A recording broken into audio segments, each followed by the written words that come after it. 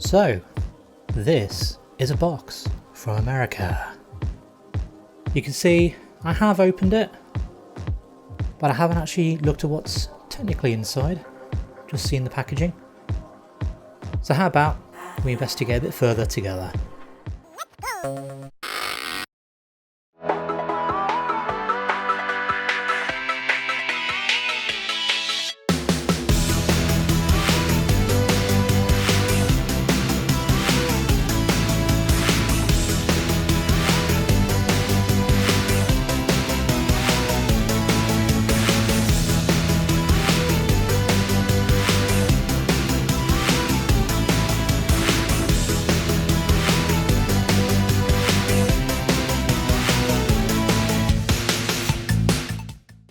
So yeah, as you probably guessed, that box is not from Home Depot, as it turns out. No, what it actually is a result of something eBay launched a few years ago, which is their international shipping program, where basically people in other countries send their products to what they're selling on eBay. They send it to eBay themselves, who have warehouses all over the world. They send it to a local warehouse, and then eBay then ships it on to where the buyer is, which is really good. It's really, really good. So it lets you get a lot of things that aren't usually available in your country. So that's exactly what I did. Fun, eh? Okay, so I've got a few things, and I'm going to show you a few extras as well. But remember, this is just an unboxing video at this point. So if you do want to see more detailed videos on these things, then make sure to like and subscribe and all that jazz, and leave any comments on what you want to see first. What you want to see, what you're most interested in seeing a bit more of a detailed video on. Okay, so without further ado, let's get on to the first product.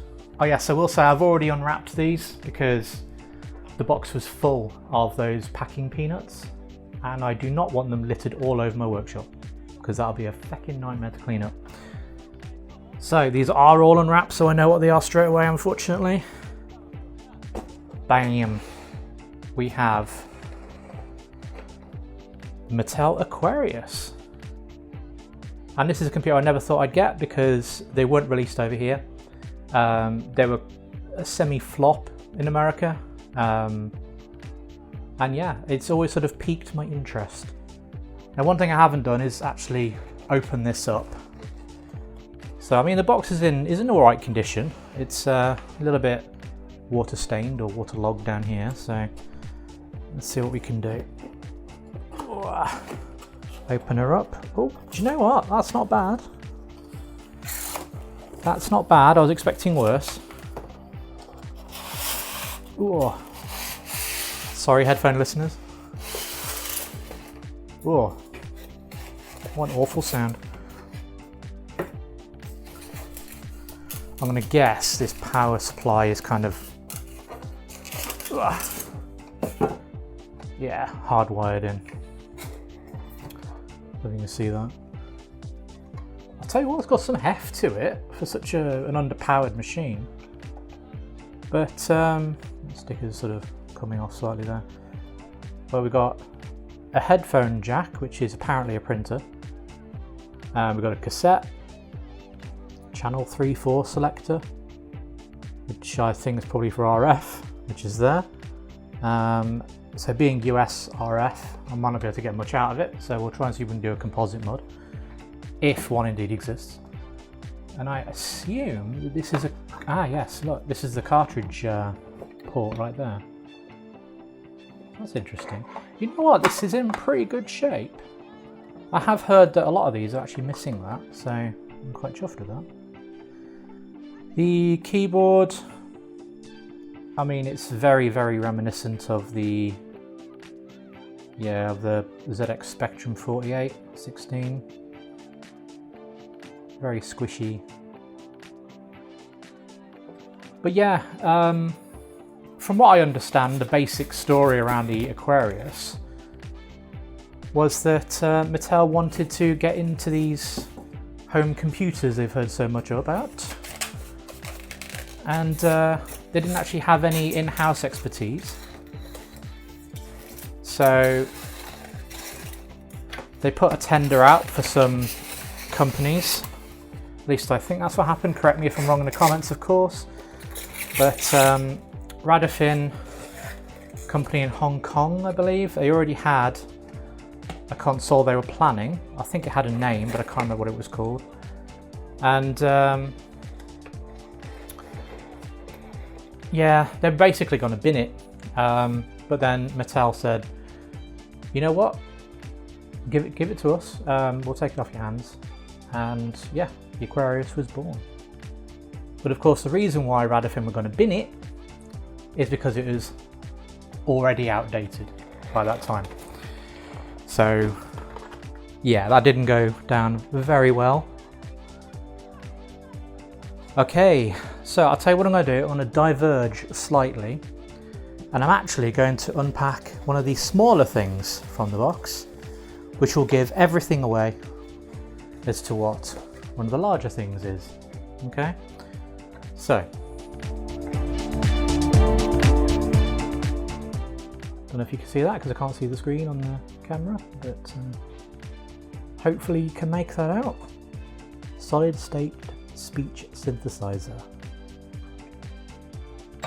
And here it is. So yes, this is going to be for a little computer called the TI-99 4A, I believe. Not exactly the most catchy name, but it's a very popular computer in North America. Wasn't so popular here. We did get it. There are PAL versions of this, but just like with the Spectrum and, well, Amiga, I guess, in a way, pretty much all the software is American. And obviously, as I was trying to allude to, the ZX Spectrum and Amiga, most of the software was European. Well, well, well. How the turntables.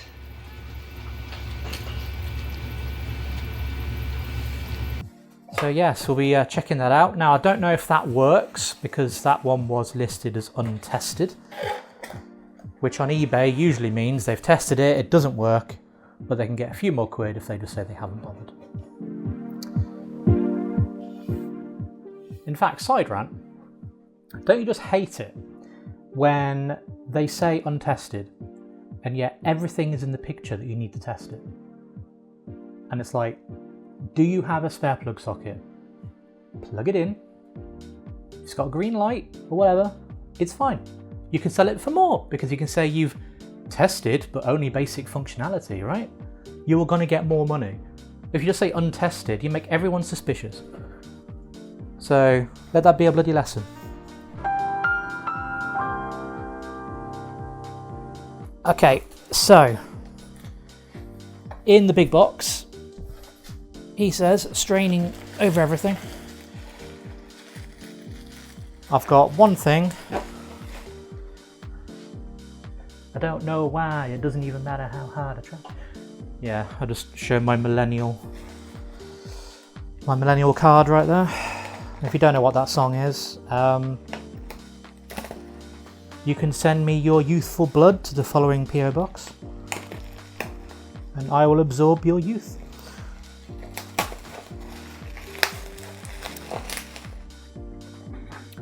Item 1 or 2, I guess, from the big box.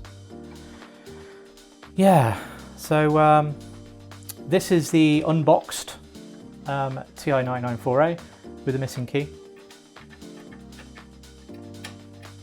Good times there.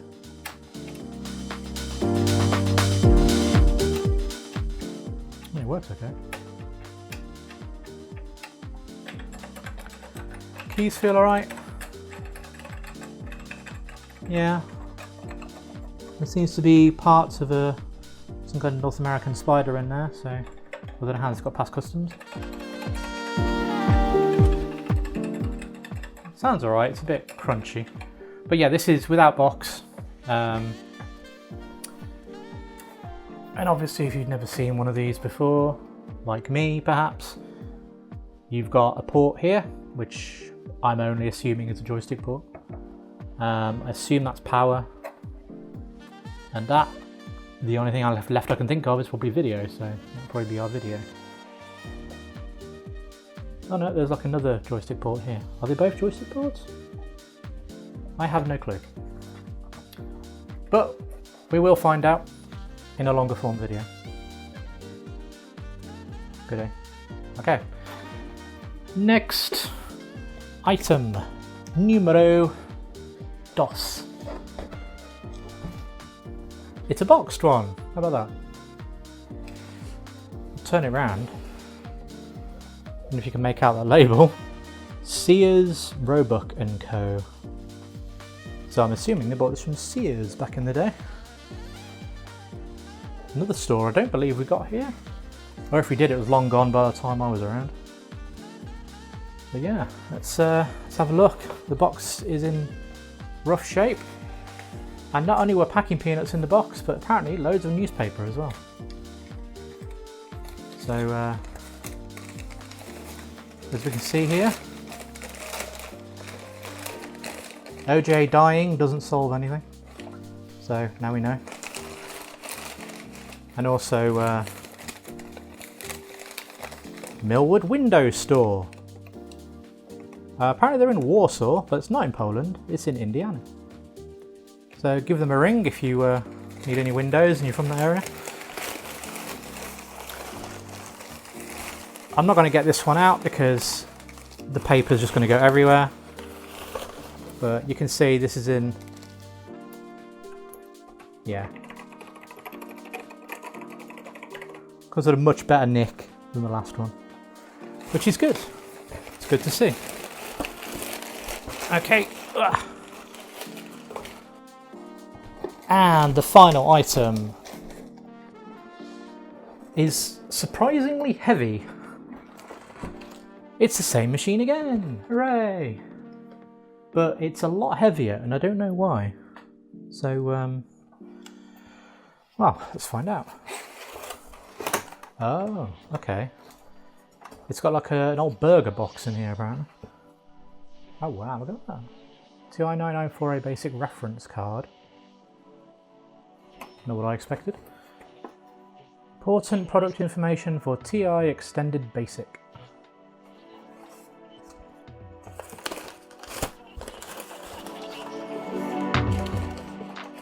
Some kind of RF switcher box. No idea. We never really used those. And let's open this foam burger box. Oh, there's another bug from North America there, lovely. Again, not getting this out because, well, look at it, I don't want it. But quite simply.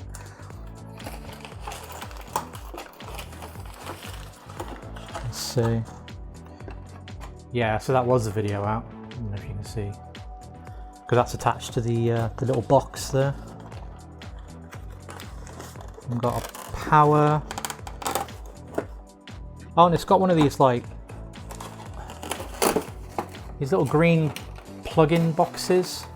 It's there. I don't know why I'm pointing with a piece of paper. These little green plug-in boxes. Apparently, that was due to some kind of recall. So they ended up like slapping those on because without them, the power supply could apparently set your computer on fire. So yeah, it's not what you want to happen, is it really? Now, I've got to make sure I can get this closed.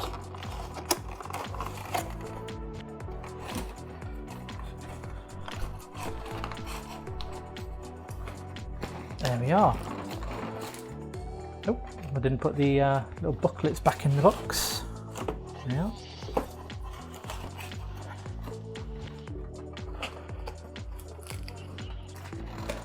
Okay, so after that's just crapped itself all over my desk, I'm going to show you some things I got because I knew these were coming.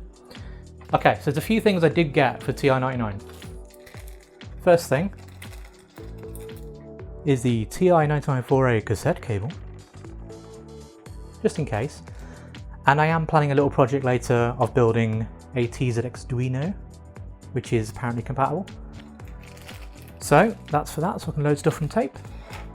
And I've also got, from Retro Computer Shack, who never fails, is a Texas TR-99 American NTSC model composite lead. So I can plug it into my OSSC and composite add-on there. But I've got a few things from this lovely eBay chap. So one is a 3D printed enclosure by the looks of it, and it's a joystick doobry, so it breaks it out into two. Look at that, very nice. Secondly, we have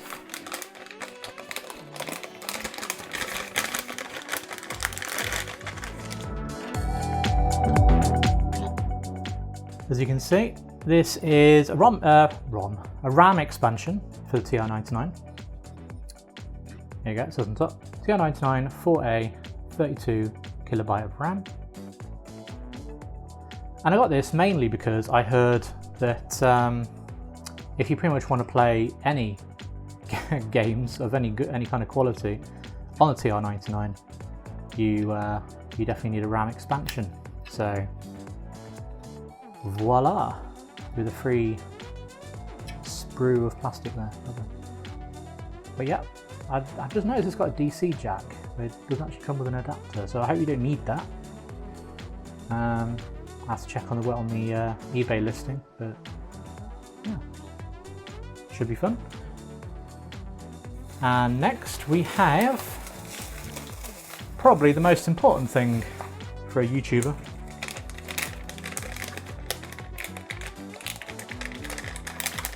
It's something horribly wedged into the anti-static bag.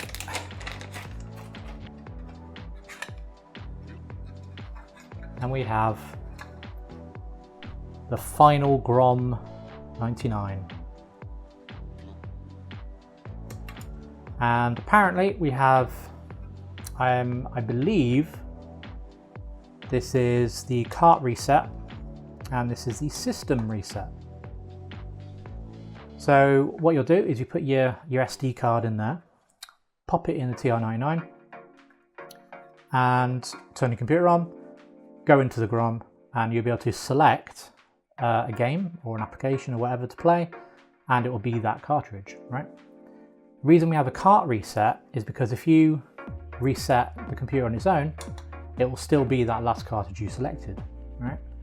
So what you do is you do a cart reset, then you reset the system, and then the option goes back to Final Grom 99 where you can select another game or another app. And yeah, if you want to know where I got them from, 8BitTronics.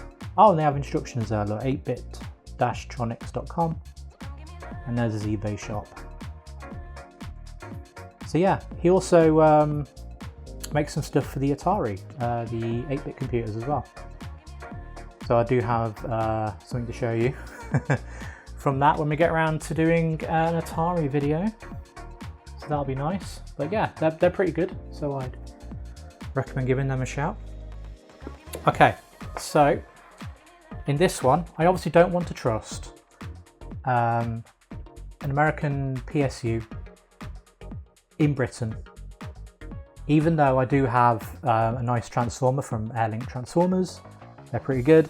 I wanted like a modern power supply, right? One I know I can trust, okay? So, in this box, we have the RetroPower PSU. And if you see here, that's the fella itself. So this is the TR-99 base.